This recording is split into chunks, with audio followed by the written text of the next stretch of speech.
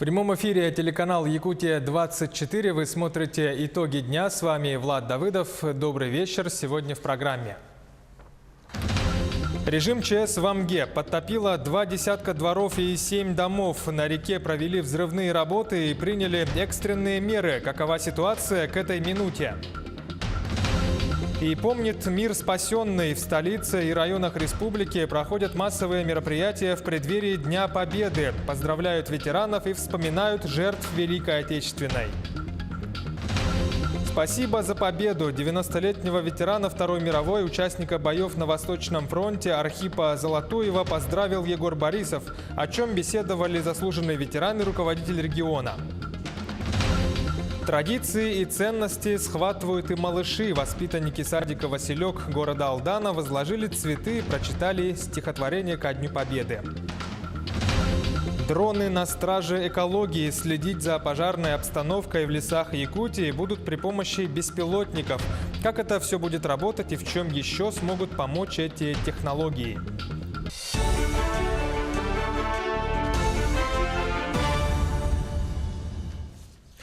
В Амгинском районе подтоплена 21 дворовая территория, в том числе 7 жилых домов. 8 домов на территории зверофермы Ефремова и вовсе унесло ледоходом. 12 участков там ушло под воду. Об этом сообщила глава Амгина Нахаринского наслега Мария Захарова. 4 семьи живут на звероферме круглогодично, их эвакуировали на возвышенное место. Также в селе Оннёс ушел под воду участок маслозавода. По последним данным, на реке Амга уровень воды составлял 1036 сантиметров. Чуть ранее, в 3 часа дня, было 1048 сантиметров, при критической отметке 925 сантиметров. Ситуацию в Амгинском районе обсудили сегодня в столице на селекторном видеосовещании с участием руководства Амгинского и Чурапчинского районов под руководством первого вице-премьера региона Алексея Колодезникова. Руководство МЧС отчиталось о принятых экстренных мерах. Речь идет о взрывных работах на реке Амга. Специалисты подорвали более 700 килограммов взрывчатки. После этого уровни воды начали снижаться. При необходимости взрывные работы проведут повторно. Как ранее сообщалось, с места подтопления эвакуировали 44 человека и 23 ребенка из 11 жилых домов. В зоне затопления сейчас работают 3 сухопутные бригады. Люди расселены, а пункты временного размещения никто не обратился, все разъехались по родственникам. Я поручил администрацию проследить конкретно, где кто находится. Обращения в больницу и в поликлинику не было. Соответственно, как доложила глава района, питанием, топливом потребности дополнительно увеличивать нет. Мы туда направляем дополнительно специалистов службы спасения, чтобы они помогли при необходимости гражданам по эвакуации. Попросила администрацию технику предоставить гражданам, которые нужно будет перевозить крупногабаритные, это домашние вещи.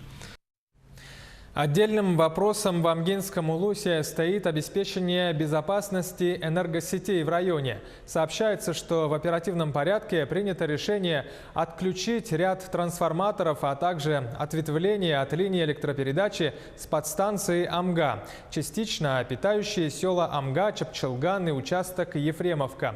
Их запустят после спада уровня воды. Таким образом, хотят исключить поражение электрическим током людей, оказавшихся в опасной близости к проводам высокого напряжения.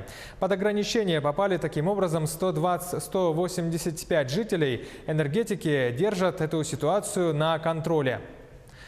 Что касается движения льда по республике в целом, то по последним данным на реке Лени активная фаза ледохода проходит на территории Ленского района. Нижняя кромка наблюдается у населенного пункта Мурья. Уровень воды ниже нулевой отметки. Верхняя кромка в районе населенного пункта Ярославский. Редкий ледоход. У Ленска уровень воды составил 834 сантиметра при критической отметке 1760. Протяженность ледохода 110 километров. За сутки он продвинулся на 21 километр. На реке Алдан в верхнем течении реки наблюдаются процессы разрушения ледового покрова. Возле Томмота уровень воды составляет 383 сантиметра, при критической отметке 820. Ну а на реке Вилюй в районе Вилюйской ГЭС наблюдается участок открытой воды, протяженность 217 километров. Ну а на северных реках Колыма, Индигирка и Яна ледостав. К другим новостям. В эти минуты в Государственной Думе в Москве началось заседание по согласованию кандидатуры главы правительства страны. Как известно, накануне после церемонии вступления в должность президент Владимир Путин предложил на этот пост действующего премьера Дмитрия Медведева. Сегодня парламентские фракции провели консультации по этому вопросу. «Единая Россия» и ЛДПР поддержали кандидатуру Медведева, КПРФ – нет. Владимир Путин подписал новые майские указы. Документ должен стать отправной точкой прорывного научно-технологического и социально-экономического развития всей страны. Правительству России поручено увеличить продолжительность жизни россиян до 78 лет, снизить уровень бедности в 2 раза, ежегодно улучшать жилищные условия 5 миллионов семей. Кроме того, согласно указу, Россия должна войти в число 5 крупнейших экономик мира. Все это должно быть достигнуто к 2024 году. Активная работа в вышеназванных направлениях должна будет вестись и во всех субъектах России. К примеру, в Якутии, как сообщает руководство региона, новые майские указы Путина уже реализуются. Мы очень рады, что вот эти указы как раз совпадают с той работой, которая ведется в нашей республике, именно в сфере, во всех сферах, которые там указаны. Я хотел бы там привести ряд примеров. Допустим, там ставится ключевая задача по увеличению естественного прироста населения. Но здесь мы, конечно, у нас есть чем гордиться. Допустим, у нас естественный прирост по 2017 году где-то около 7%. Коэффициент 7 на 1000 человек. И этот показатель очень большой. У нас, допустим, за счет большой рождаемости, превышением рождаемости над смертностью, население увеличивается где-то порядка около 7 тысяч человек в нашей республике. На фоне принятия стратегии по развитию общей цифровизации экономики Якутии в адрес регионального министерства экономики уже поступило 11 проектов. Они направлены на создание экосистемы цифровой экономики, в которой данные являются ключевым фактором управления. По предварительным данным, стоимость проектов оценивают в 890 миллионов рублей. Об этом стало известно на брифинге министра экономики республики Дениса Белозерова. Он также добавил, что изменения и инновации в рамках реализации стратегии коснутся и таких отраслей, как муниципальные и государственные услуги, также здравоохранение, образование и ЖКХ. Вот на сегодняшний день это 90 населенных пунктов охват составляет 68% населения республики. Это волоконно-оптические линии связи. К 2020 году мы планируем еще дополнительно 40 населенных пунктов подключить к волоконно-оптическим линиям связи. И у нас охват по республике составит 75%. Следить за пожарной обстановкой в лесах Якутии будут при помощи беспилотников. Дроны также будут выявлять нарушителей сроков сезона охоты. Сегодня на особо охраняемой природной территории Харыялах горного района прошли учения инспекторов экологического надзора. В небо запустили 2 дрона, которые за считанные минуты смогли осмотреть большую территорию резервата. Репортаж с Аргаланы Захаровой. В высоте примерно 100 метров. Никаких очагов возгораний, пламени, задымлений не видим. Над местностью Харыялах горного района кружит беспилотник, изучает обстановку. Гаврил Иванов внимательно выглядывается в каждую темную точку на земле и замечает мельчайшие шевеления. Примерно 100 метров. Никаких очагов возгораний, пламени, задымлений не видим. Аппарат может улететь от места старта на 5 километров. Ищут не только возгорание в резерватах, но и браконьеров. Весна – горячий сезон. Утки летят с юга, охотники готовят ружья. Однако не все дожидаются открытия сезона. Эта деревянная конструкция на берегу озера называется скрадок. Здесь выжидают уток и гусей охотники. Если такой же скрадок будет находиться на том берегу озера, природоохранному инспектору потребуется полдня, а то и день для того, чтобы его проверить и выявить возможных браконьеров. А для дрона осмотр местности займет всего 5-10 минут. Квадрокоптер является отличной альтернативой традиционным методам исследования территорий. Как вы видели, на его развертывание потребовалось всего несколько минут. И из-за своего небольшого веса и компактности он также очень удобен при транспортировке. Беспилотники к охране природы в республике начали подключать только с этого года. Оперативники постигают азы управления. Вскоре им придется применить знания на деле. По охоте он поможет нам в вечернее время сверху выявлять как так называемые фары. Это световые устройства, которые ослепляют животных в ночное время и добывают. А вот издалека он очень хорошо видит. С высоты хорошо видно не только охотников, но и небольшие задымления. С помощью дрона их можно обнаружить до того, как пожар выйдет из-под контроля. Сегодня это одна из главных задач. В прошлом году стихия под корень уничтожила порядка 9000 кубометров леса, а общее число возгораний только в резерватах достигло 13. Горели больше 1000 гектаров тайги. Ущерб лесному фонду был нанесен на сумму более 440 тысяч рублей. Саргалана Захарова, Георгий Григорьев, Горный район. Сейчас короткая реклама. Оставайтесь с нами и через минуту смотрите в половине итогов дня. И помнит мир спасенный. В столице и районах республики проходят массовые мероприятия в преддверии Дня Победы. Поздравляют ветеранов и вспоминают жертв Великой Отечественной войны. Спасибо за победу 90-летнего ветерана Второй мировой, участника боев на Восточном фронте Архипа Золотуева поздравил Егор Борисов, о чем беседовали заслуженные ветераны и глава республики. Традиции и ценности схватывают и малыши. Воспитанники садика Василек Алдана возложили цветы и прочитали тематические стихотворения ко Дню Победы. Это телеканал «Якутия-24» в прямом эфире. Вы смотрите итоги дня. Пенсионный фонд России оформит единовременную выплату инвалидам и участникам Великой Отечественной войны ко Дню Победы. Сумма составит 10 тысяч рублей на человека. В Якутии деньги получат 124 гражданина. Из них 14 инвалидов и 110 участников Великой Отечественной. Выплата будет производиться в течение мая-июня вместе с другими пенсионными и социальными выплатами. В столице состоялась торжественная церемония поднятия символа Знамени Победы. Мероприятие прошло под лозунгом «И помнит мир спасенный». Впервые Знамя Победы водрузили на площади Победы. Участники отдали дань уважения памяти павшим воинам и ветеранам. Знамя Победы – это символ великого подвига советских солдат, полководцев и всего советского народа. Все они ценой своей жизни и здоровья приближали окончание войны. Из Якутии, в которой тогда проживало чуть больше 400 тысяч человек, ушли на фронт 63 тысячи солдат. Это каждый шестой якутянин. Молодежь чтит и помнит это.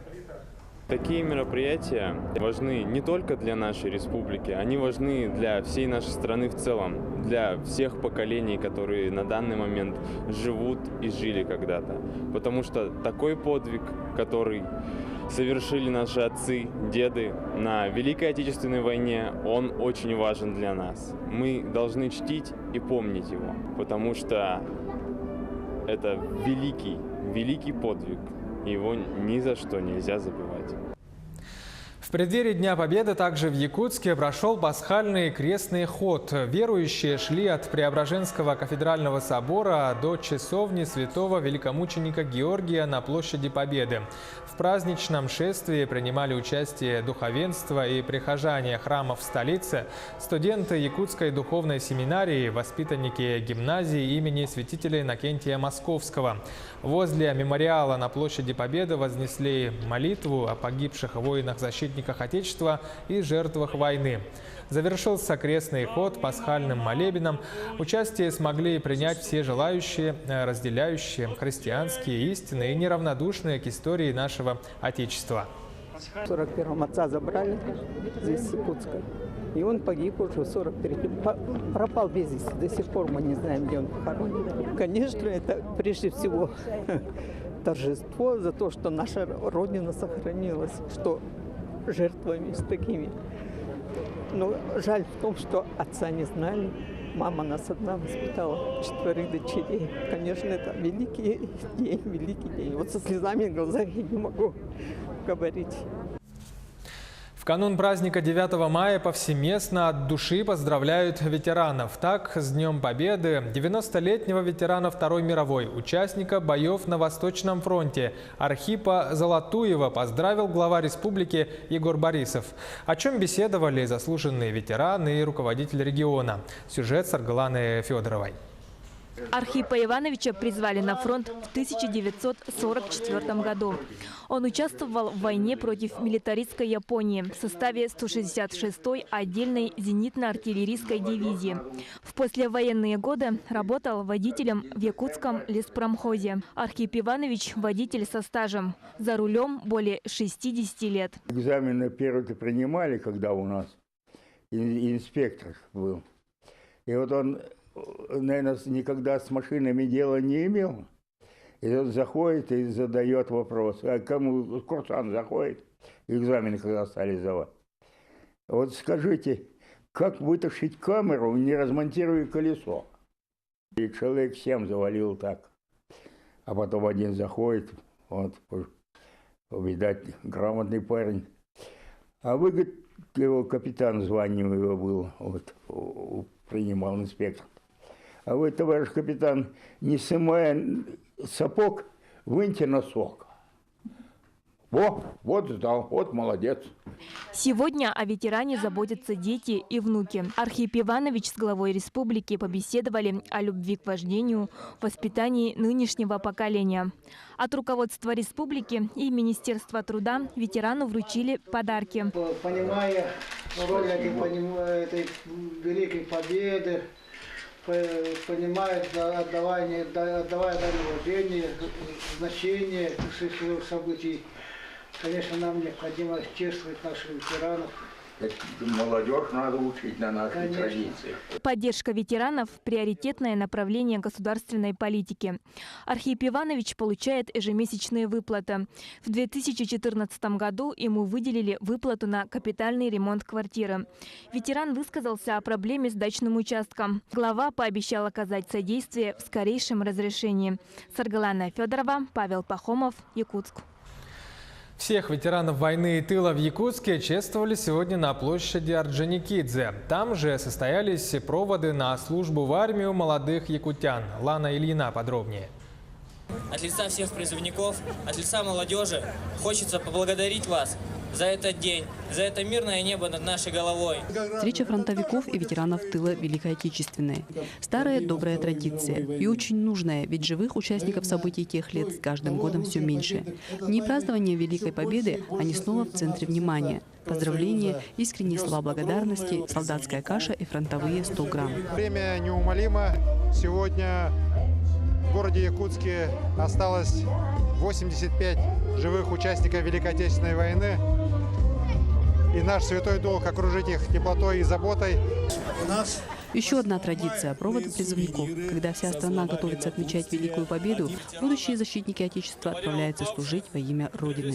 Этой весной только из Якутска в армию призвано 800 молодых людей. Хожу в учебу в ДОСААФ, чтобы в армии служить на военном автомобиле. Готов служить в армии.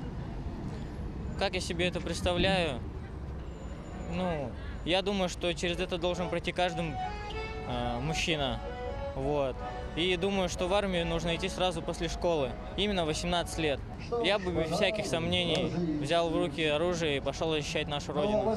Как солдат свою русскую вьюгу на груди до Берлина донес.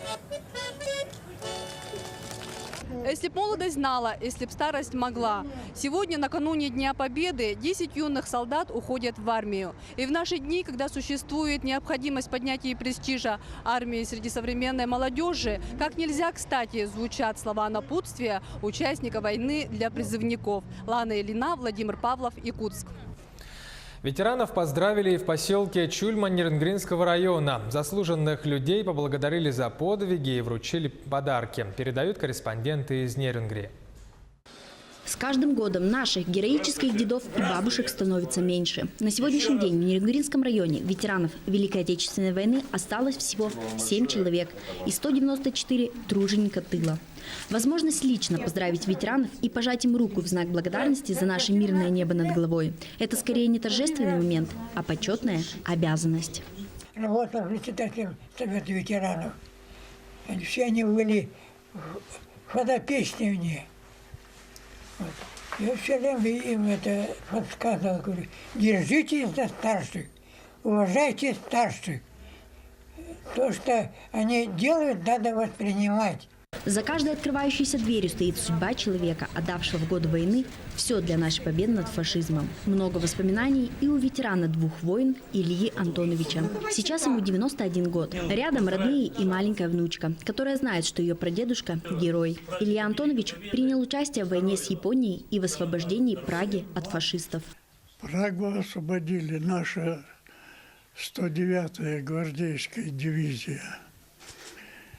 Дважды краснознаменная, орденов Суворова, Кутузова 2-й степени. Вот.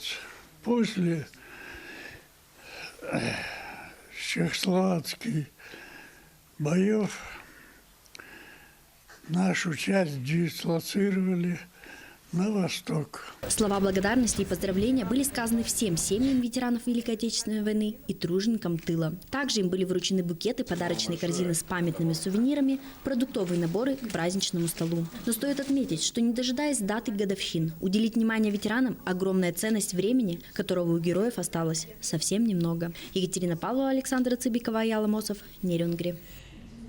Своих ветеранов поздравили и в Ленске. Глава района встретился с ветеранами войны и тыла. Общение прошло в формате вопрос-ответ. Ветераны были активны, их волновали вопросы экологии, плохого качества дорог, отсутствия городской бани и многие другие проблемы. Глава района обрадовал ветеранов новостью о том, что в скором времени в Ленске начнет работу магазин под названием «Ветеран». Там можно будет покупать продукты со значительной скидкой.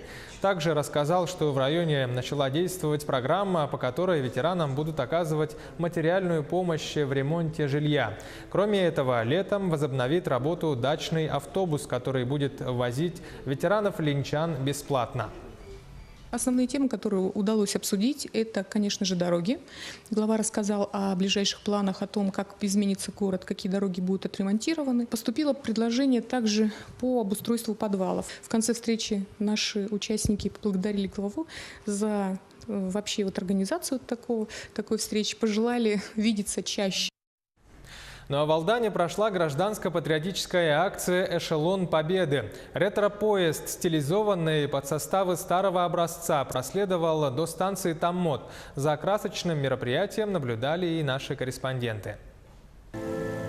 Звенят песни военных лет, пронизанные былой трагедией, речи сплетаются с теплыми словами благодарности народу-победителю. На станции Алдан дети и взрослые, работающие пенсионеры, общественные деятели и активисты встречают эшелон Победы. 70 лет назад подобные составы неслись во все уголки страны, привозя победителей домой. Я сам локомотивщик, работаю в акционерной компании «Железные дороги Якутии». Мы ежегодно прикладываем очень много сил, чтобы предоставить эшелон в таком виде. В преддверии празднования великой даты гражданско-патриотическая акция «Эшелон Победы» проходит традиционно. Ее организаторами выступают городское управление культуры совместно с компанией «Железные дороги Якутии». Год от года поезд собирает все больше как пассажиров, так и встречающих. Настроение у меня высшее. Акция изумительная. Хорошо, что народ собирается. Все-таки это чтим память. Очень интересно. Мы каждый год приходим к началу поезда и смотрим концерт. На время стоянки перрон превращается в зрительный зал. Ветеранов поздравляют главы поселений, творческие коллективы готовят концертную программу. Второй год подряд в эшелоне Победы участвует отряд юнармии. Будущие защитники отчизны показывают навыки начальной боевой и строевой подготовки. Душевный трепет, радость, глядя на это вот молодое поколение, которое, значит, демонстрирует определенные навыки, да, и защиты, и боевой какой-то, и спортивной подготовки. Трепет от того, что вот эти песни военных лет. Издав протяжный гудок, поезд тронулся в дальнейший путь. Следуя по территории Алданского района, эшелон Победы совершил остановки в поселке Нижний Куранах и в городе Томот. В путь эшелон провожали участники автопробега, посвященного Великой годовщине. Порядка 2 десятков автомобилистов проездом торжественной колонны воздали дань уважения поколению победителей. Татьяна Вахнина, Сергей Шипачев, Алдан. Ну а в Мирном отряды почетных караулов, учащиеся школ алмазной столицы, весь день несли вахту памяти. Почетный караул выстроен у мемориального комплекса на площади 30-летия Победы и у памятника Иосифа Сталина. Рядом в соседнем здании прошла добровольческая акция «Фронтовые треугольники». Все желающие смогли написать письма и пожелания ветеранам, а также научились складывать письма в треугольники. Акцию уже 4 года подряд проводят родители и ученики 6 класса политехнического лицея. В этом году участие приняли более 60 человек. В основном пишут дети, взрослые приходят мало, но в основном пишут дети, они пишут стихи, поздравления, они пишут пожелания, в основном желают здоровья, счастья, чтобы был мир на земле. Очень много таких пожеланий, вот именно детских. Это отдается все комитету молодежи, комитет молодежи это передает ветеранам. Завтра будет праздник, и в этот праздник они получат эти письма. Государственный театр оперы и балета в столице в честь Дня Победы организовал благотворительный концерт под названием «Салют Победы». В мероприятии задействовали 20 солистов, хор из 55 человек и балет. Впервые представление запустили без репетиций. Концерт состоял из 28 коротких номеров на военную тематику. Были исполнены песни довоенных, военных и послевоенных лет на русском и якутском языках.